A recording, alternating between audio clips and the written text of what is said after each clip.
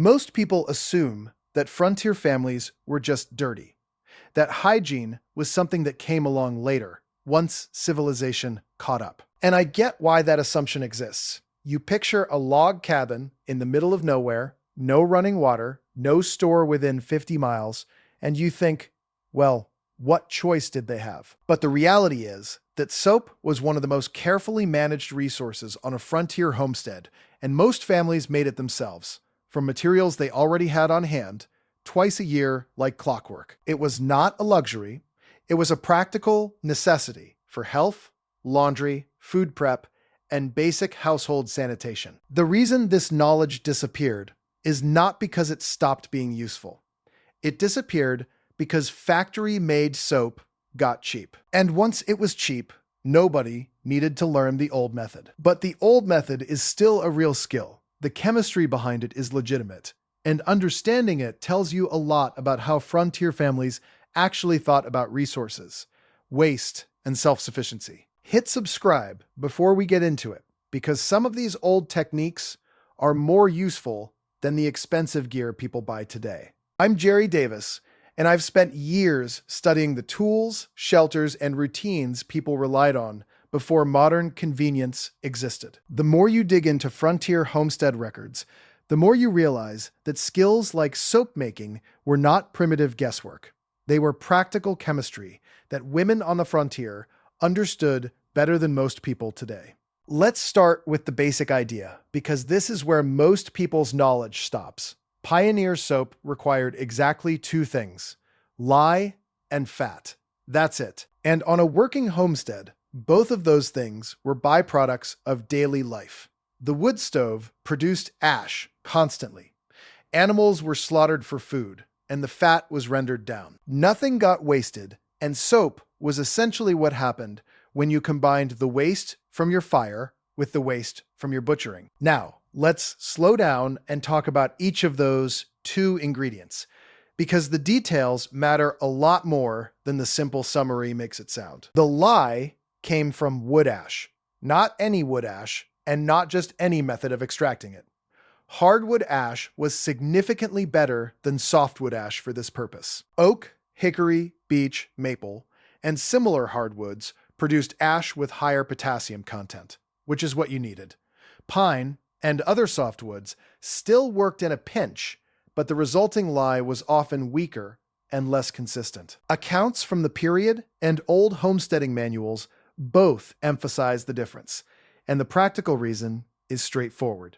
Hardwood ash has a higher concentration of potassium carbonate, sometimes called potash, and that is what reacts with water to form the caustic lye solution you actually need. The ash hopper was the piece of equipment built specifically for this. If you've never seen one described, it was essentially a wooden container, often V-shaped or slightly cone-shaped, mounted on legs or a frame, with a small opening or trough at the bottom. The interior was lined with straw, hay, or sometimes bark, which acted as a crude filter. You packed the hopper with ash and then poured water over the top, slowly. The water trickled down through the ash, picked up the potassium compounds along the way, and dripped out the bottom as lye water. That drip was your raw lye solution. The process took time. You were not getting a bucketful in an hour. Depending on the size of the hopper and how tightly packed the ash was, you might collect a relatively small amount of usable lye water per day. Families often let the hopper drain continuously, collecting what they got over several days. Period accounts describe hoppers positioned near the woodpile or outside the cabin, specifically so ash could be added regularly without much disruption to the workday. Here's what most people get wrong about this lye. The lye produced from wood ash is not the same compound as modern lye sold for soap making. Modern lye is sodium hydroxide. Wood ash lye is primarily potassium hydroxide. Both are strongly caustic, both will cause serious burns on contact with skin, and both react with fat to make soap. But the soap they produce is different. Sodium hydroxide produces hard bar soap. Potassium hydroxide from wood ash produces soft soap, which is more like a thick gel or paste than the firm bars most people associate with the word soap. Frontier families knew this. Soft soap was stored in crocks, wooden barrels, or clay containers, and scooped out as needed. It worked fine for laundry, for washing hands, for scrubbing wooden surfaces, and kitchen equipment. Hard bar soap, when pioneers wanted it, required either a sodium-based lye source, which was harder to come by, or a process of adding salt to the finished soft soap to salt it out, driving out water and causing the soap to harden. Salt was a traded commodity on the frontier and was not always in surplus, so hard soap was often a sign of a more established homestead with better supply lines. Now, let's talk about fat, because this half of the equation has its own set of practical complications. Any animal fat could be used, but the fat had to be rendered first. Raw fat, straight from a butchered animal, contains blood, tissue, water, and other impurities that would ruin the soap and cause it to go rancid quickly. Rendering is the process of slowly cooking down raw fat to separate the pure fat from everything else. The clean liquid fat, once cooled and solidified, was called lard when it came from pork, or tallow when it came from beef or mutton. Rendering was done in large iron kettles over an outdoor fire, usually away from the cabin, because of the smell. The fat was cut into pieces, placed in the kettle with a small amount of water to prevent scorching early in the process, and cooked slowly. The impurities eventually sank to the bottom, or floated to the top, as a foam called cracklings, which were skimmed off. The remaining liquid fat was strained and allowed to cool. What you had left was clean rendered fat ready for soap making or cooking. Families saved fat all year. Scraps from cooking, the fat trimmings from meat, the drippings from roasting, preserved properly and kept away from moisture and heat, rendered fat stores reasonably well. The soap-making season typically happened in spring and fall, timed around butchering season, and the practical matter of working outdoors in moderate temperatures. Soap-making outdoors in winter is miserable, and in high summer, the heat makes the whole process harder to control. When you combined lye water and rendered fat in the right proportions in a large iron kettle and cooked them together over a fire, the mixture saponified. That is the chemical reaction where the lye reacts with the fat molecules and converts them into soap and glycerin. The glycerin mostly stayed in the soap in the old soft soap method, which is actually a point in its favor. Modern commercial soap manufacturers often remove the glycerin from soap and sell it separately as a skincare product. The old homemade soap kept it in, and accounts described the resulting soap as being relatively gentle on hands that were already roughened from outdoor work. But here is the part that took real skill and experience. You had to get the lye concentration right. Too weak, and the fat would not saponify properly, and you would end up with a greasy, useless mess. Too strong, and the excess lye would remain in the finished soap, as free lye, which is harsh, can irritate skin, and in high concentrations, could cause burns. Pioneer women used a practical test for lye strength that gets repeated in old household manuals. If a raw egg or a small potato floated in the lye solution, the concentration was considered strong enough for soap making. If it sank, the lye was too weak and needed to be poured back through fresh ash to strengthen it. This test works because a strong lye solution is denser than plain water, and the egg or potato floats at the same relative buoyancy as in a correctly concentrated solution. It is a real functional test, not folklore, though the exact concentration it measures varies depending on the size and freshness of the egg and other factors. Getting the fat-to-lye ratio right was also a skill that came with practice. Too much lye and the soap was harsh. Too much fat and you ended up with oily soap that did not lather or clean well. Period manuals offered general proportions, something like 6 pounds of grease to a gallon of strong lye solution, but the exact numbers varied by source, because the lye strength itself was never perfectly consistent. Experienced soap makers learned to read the soap as it cooked, watching for what old descriptions call the honey stage or the applesauce stage, which described the thickness and consistency of the boiling mixture. When the soap was done, it was ladled into the storage crocks or barrels and left to cool and firm up. Some families left it in the kettle until cool, and then broke it up.